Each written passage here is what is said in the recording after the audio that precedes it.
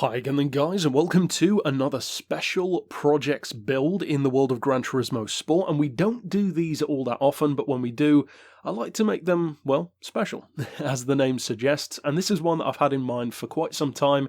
It's a pretty obvious one to go for, and thanks to the physics of this game, especially compared to GT6 for instance, you can make something like this work a lot better. And the idea behind this is, what if Ferrari's 288 GTO, which of course is already in the game, what if it had actually reached its intended purpose of racing as a rally car in the Group B?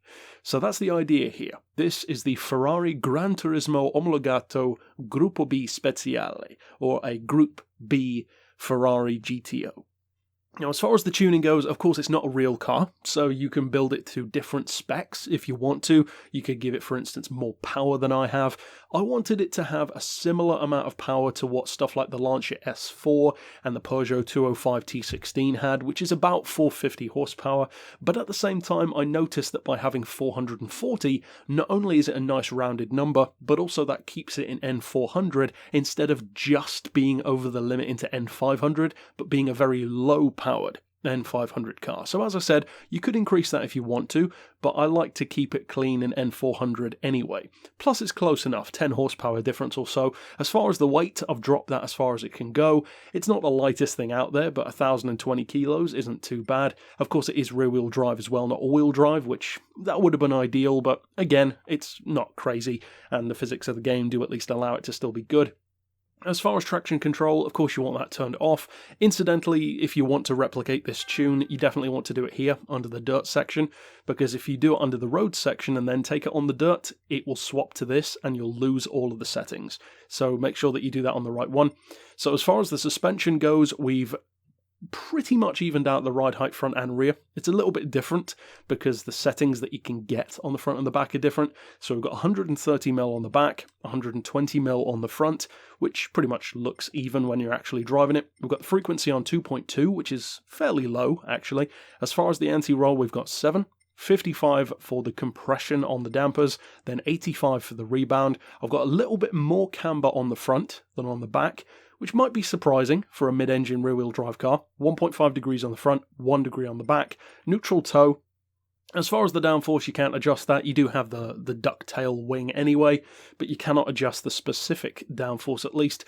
As far as the diff, it won't necessarily be to everyone's tastes, but I would recommend trying these settings first. And if you don't like it, then of course you can always change it, maybe swap to some other diff setup that you know you like. So I've gone for, as you can see, the lowest initial torque, the highest acceleration, and then the lowest braking. And finally for the gearbox, with the amount of power that I've got in particular at least, I've gone for the fully customized transmission, an auto setting of 155 miles an hour, and then for the individual gears, it's a relatively close ratio box, because again, it's a rally car, so it's not designed for top speed anyway. The top speed is more than enough for dirt tracks, and that's what it's designed for, so who really cares about what it can do on the tarmac anyway? So we've got 4.4 for first, then 3, 2.2, 1.7, and 1.3, with a final drive of 2.9. So as I said, because it is to some degree a fictional build, you could give it different power, you could give it different weight, you could change the gears, you could change the suspension, because it's not a replica as such, it's more a reimagination of history.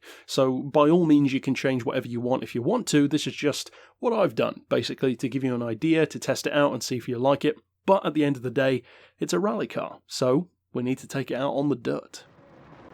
Now, as far as how this car feels on the dirt, as I said, the physics of this game are so much better for rear-wheel drive rally cars than they were in Gran Turismo 6. In fact, one of my biggest qualms in that game when I was reviewing a rally car, especially when it came to stuff like the Nissan 240 RS or the Lancia Stratos, is they felt next to useless, because you just couldn't get the power down with the physics of that game. Thankfully they've solved that in this game, because of course that just isn't realistic, because otherwise the Stratos would have never dominated rally in the first place.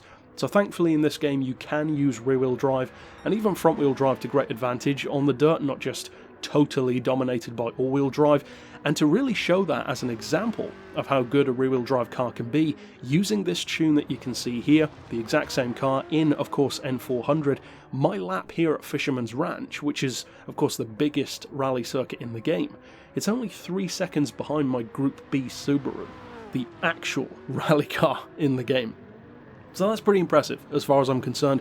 Way less power, much older car, rear-wheel drive disadvantage, and yet it's only 3 seconds behind it, and I've got to say, this feels a lot more fun to drive, it looks a lot better, and it certainly sounds better. This is probably the best sounding rally-based vehicle I've built in the game, and also I like to think that visually and performance-wise, it gives the right amount of kind of visceral feel that a Ferrari rally car should have. It's not necessarily as challenging as it might have been in real life. Of course, Group B is kind of notorious for that, but at the same time, you want the car to be accessible. You don't want it to be undrivable. So if you do decide to use it, I hope you have a ton of fun with it. I strongly recommend trying this out if you are even slightly inclined to do so, because you will enjoy it.